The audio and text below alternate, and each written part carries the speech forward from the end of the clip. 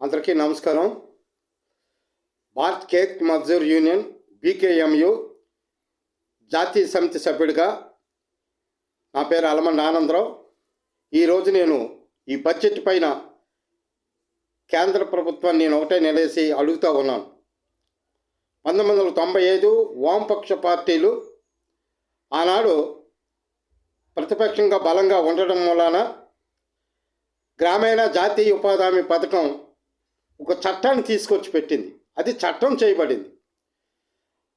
చట్టం చేయబడినటువంటి ఉపాధి హామీ పథకం కోసం ఈరోజు కేంద్ర బడ్జెట్లో కనీసం సూదుమోనంత కూడా చోటు లేకుండా, దాన్ని ఊసే లేకుండా చట్టాన్నే కనుమరుగు చేయడానికి, పేదల నోట్లో మట్టి కొట్టడానికి, పేదల వలసలు నివారించే పద్ధతిలో ఈ ప్రభుత్వం పాలకులు ఎవరు కూడా ఆలోచించలేదు.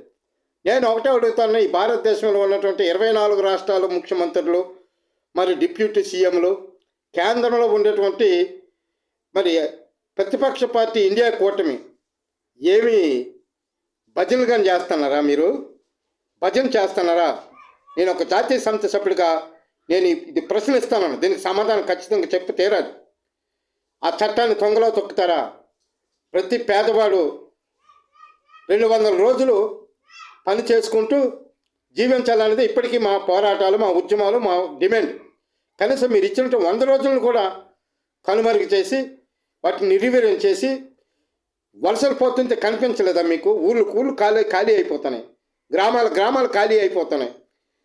ఎక్కడికో పనులకు పారిపోయి అక్కడ పనులు కొంత చేసుకుంటూ అనేకమైన ఆపదలో కూరుకుపోయి ఎంతోమంది ప్రాణాలు కోల్పోయి కుటుంబాలతో ఊర్లు, గ్రామాలు, ఇల్లు, పొల్లు, మరి తల్లిదండ్రులు కూడా విడిచిపెట్టి గ్రామాలు విడిచిపెట్టి పారిపోతూ ఉంటే ఈ కేంద్ర ప్రభుత్వానికి పట్టినట్టు చూస్తారా?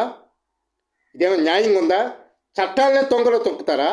మీరు రాజ్యాంగానే కనుమరుగు చేయడానికి చూస్తుంటే మీరు మీ సొంత ఎజెండా పరిపాలన చేయాలనుకోండి. మీరు ఈరోజు వ్యవసాయ కూలీల కోసం, కార్మికుల కోసం మీరు ఆలోచిస్తారా? ఇది చాలా దుర్మార్గమైనటువంటి ఆలోచన. కేంద్ర ప్రభుత్వం వెంటనే దీన్ని పునర్పరిశీలన చేసి గ్రామీణ జాతీయ ఉపాధి హామీ పథకానికి తగినటువంటి నిధులు మంజూరు చేయాలి, కేటాయించాలి. బడ్జెట్లో కంపల్సరిగా కేటాయించి తీరాలని చెప్పి ఈ సందర్భంగా నేను ప్రజల పక్షంగా, వ్యవసాయ కార్మికుల కూలీల పక్షంగా నేను డిమాండ్ చేస్తూ ఉన్నాను.